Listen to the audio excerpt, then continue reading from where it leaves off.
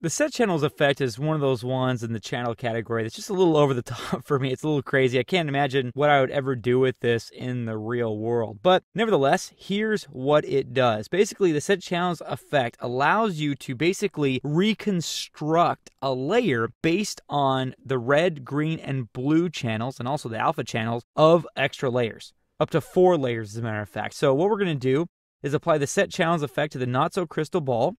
And let me just temporarily turn off the visibility here. We have the Chad Karma layer. And by the way, you could see the boundaries here of this. This is way bigger than the document. This is intentional. I'll show you why that is in just a second.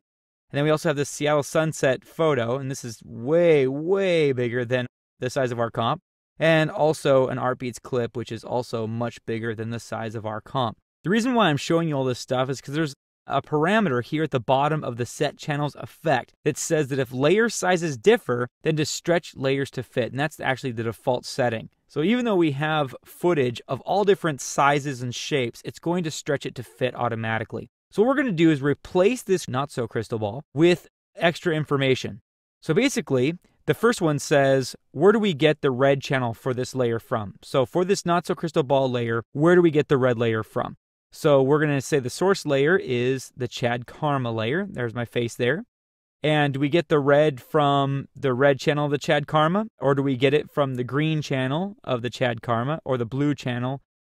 Or luminance or hue or any one of these things? I'm going to take this back to green for right now. Now notice that no matter what you change it to, it's red because it's getting the data from the Chad Karma and whatever channel you select here and converting it into the not-so-crystal ball's new red channel. So again, this effect allows you to reconstruct a layer, kind of make a layer out of whole cloth by using channels from separate layers. So I'm going to say source layer 2. Let's say that's Seattle sunset. So it's going to get the green information for the not-so-crystal ball layer from the blue channel of the Seattle sunset, or the red channel of the Seattle sunset, or the luminance of the Seattle sunset. Now our not-so-crystal ball layer needs a blue channel. So next we're going to pick this Artbeats clip of some canyons in the background for the blue channel.